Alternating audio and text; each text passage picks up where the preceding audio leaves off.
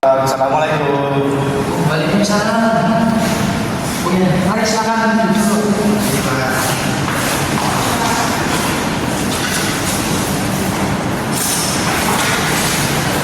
Baik, semuanya gimana kabarnya pada hari ini? Alhamdulillah baik. Alhamdulillah baik.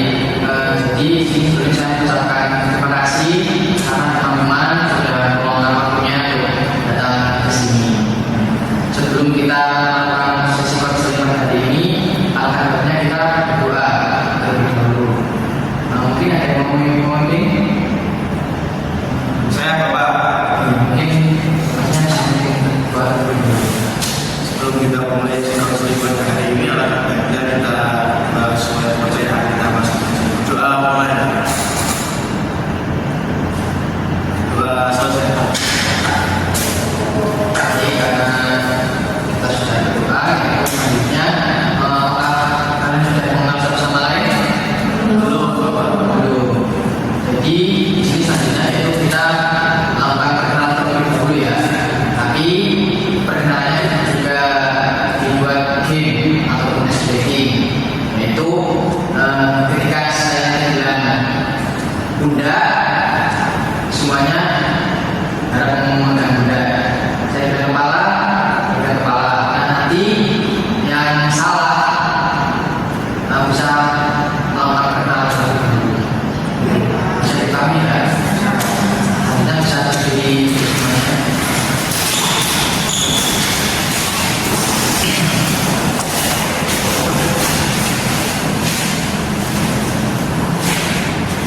Baik, kita melakukan pemanasan terlebih dahulu ya. Untuk semuanya siap? Siap? Kepala, bunda, kepala, lutut, bunda, kaki. Oh, udah. Itu mana tuh masih pemanasan? Iya, Bapak. Baik, sekarang gimana ya? Nanti yang salah bisa melakukan perkenalan terlebih dahulu. Kepala, bunda, lutut, kaki, lutut, kepala. Oh, Iya, Bapak. mungkin makan saya perkenalan terlebih dahulu. Baik, perkenalkan nama saya ada seorang Indonesia, bisa teman-teman panggil saya itu Febri. Terima kasih Om ya. Silakan.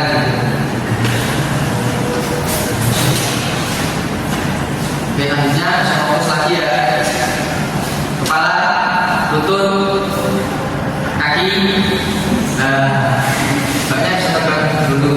Halo semuanya, perkenalkan nama aku Tina Shendra dan saya juga Tina. Halo, Tina.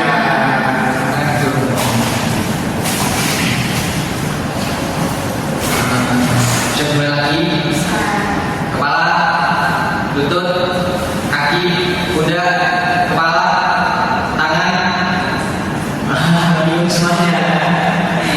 Ulangi lagi. Kepala, lutut, kaki, lutut, pundak, lutut, kepala, kepala, lutut, kaki, lutut, kepala, lutut, pundak.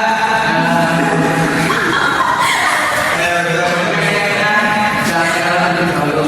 Halo semuanya, perkenalkan nama saya Rosia Nanda dan saya Nanda. Halo Nanda.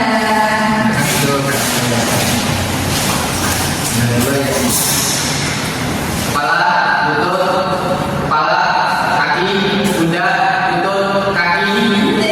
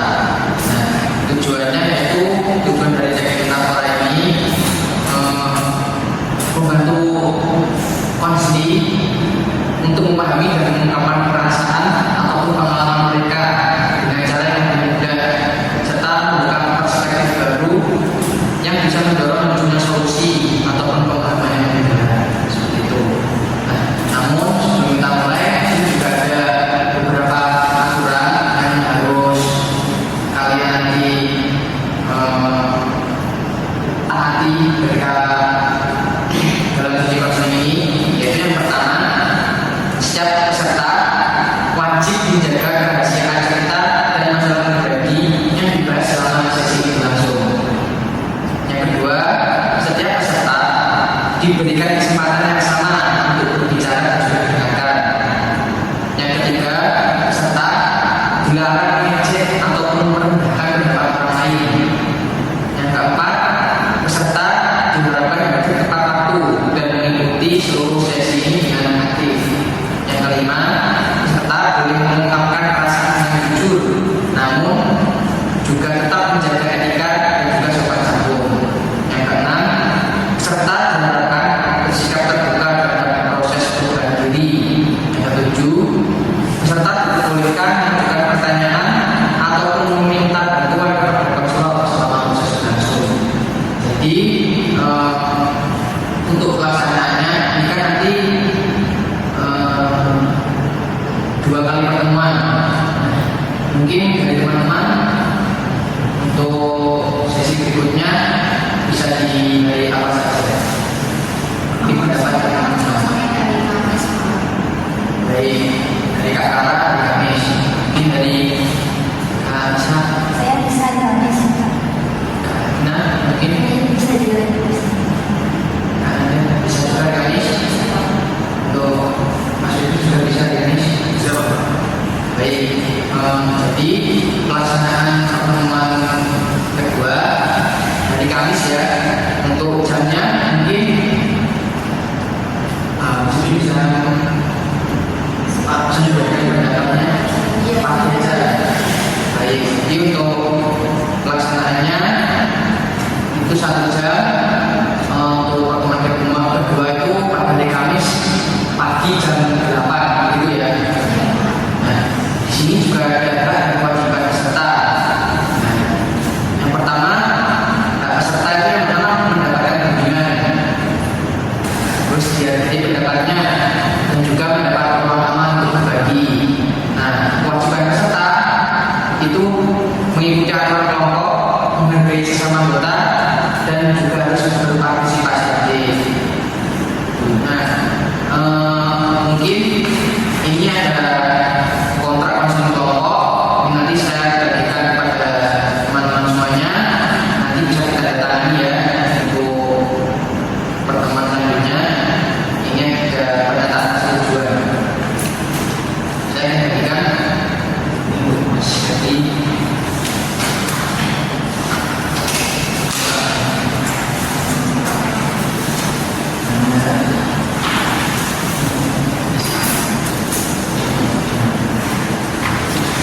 Bisa dari dahulu, lalu bisa berbicara dengan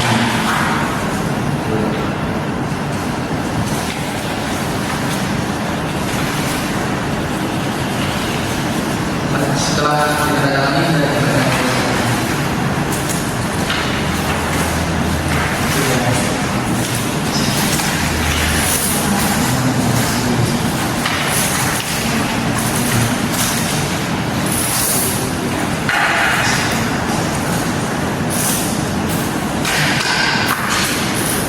sebelum kita mulai, saya ingin mengingatkan bahwa sesi ini adalah ruang aman untuk berbagi. Tidak ada jawaban yang salah, dan di sini untuk saling mendukung. Bisa dipahami ya.